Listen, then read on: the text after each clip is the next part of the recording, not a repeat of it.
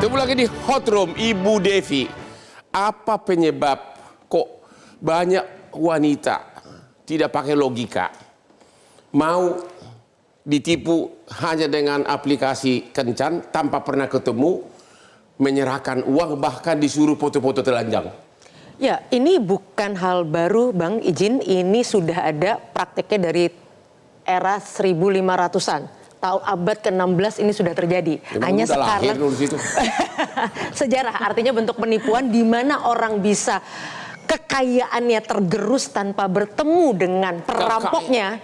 Itu sudah lama terjadi. Hanya sekarang ruangnya jadi semakin mudah karena ada digital tadi. Kesimpulannya kalau dari penelitian yang panjang betul tentang ini ada 3 intinya. Tadi betul kesepian karena kesepian. Ya, wanita kau yang kesepian, dengarin ini. Yang kedua kepribadian. Kenapa kepribadian? Ada orang yang terlalu baik. Terlalu baik. Cenderung berpotensi untuk mudah percaya. Orang yang suka mencari sensasi ternyata juga justru lebih mudah untuk kemudian tertipu. Ketiga, mitos bahwa korban itu mohon maaf pasti orang yang tua, pasti orang yang mohon maaf tidak cerdas dan sebagainya, itu salah. Realitanya orang-orang cerdas justru banyak yang tertipu. Kenapa? Mereka terlalu percaya diri bahwa dirinya tidak akan tertipu, malah mereka yang sebenarnya banyak tertipu. Dan angka terbesar seluruh dunia, paling tidak penelitian di 46 negara, justru negara-negara nomor 3 top korban ini justru negara-negara paling maju di dunia, Amerika Serikat salah satunya. Jadi tidak ada hubungannya dengan kecerdasan. Karena 1 dari 4 orang di dunia saat ini, 1 kesepian, 2 tadi kepribadian. Tar dulu, saya gak kesepian loh.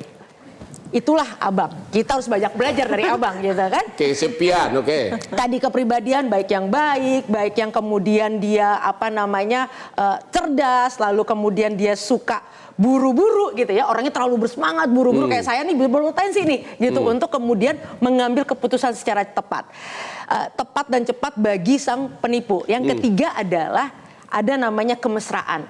Ada orang-orang yang memang ada kebutuhan yang lebih untuk mendapatkan kemesraan. Hanya dengan chatting tiap pagi, good morning gitu. Betul, ditanya sudah sholat, sudah makan belum, dan sebagainya.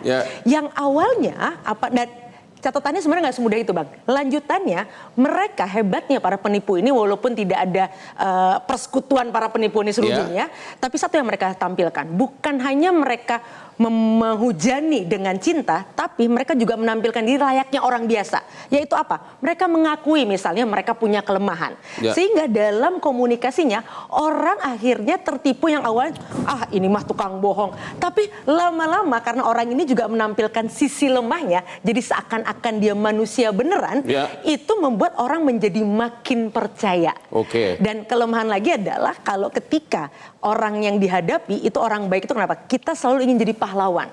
Ketika tahap ketiga, karena dia ada 5 tahap biasanya, tahap ketiga dia mulai menampilkan sebagai sosok yang butuh bantuan, korban melihat ini kesempatan dia untuk bisa menjadi pahlawan. Disinilah peluang kemudian begal jiwa ini menjadi begal cuan. Kenapa kemudian tadi pertanyaannya di ujung mereka tetap tidak melapor dan sebagainya? Karena Bang, rupanya kehilangan uang tidak ada apa-apanya dengan kehilangan orang yang memperhatikan tadi. Bahkan menurut penelitian, mereka sama halnya kehilangan ketika mereka kematian orang tua, kematian orang-orang paling dekat. Jadi rasa sakitnya jauh lebih sakit. Kehilangan uang tidak ada artinya dengan kehilangan cinta. Kasih sayang tadi. Jadi ini satu problem besar karena di era sekarang orang itu paradoks.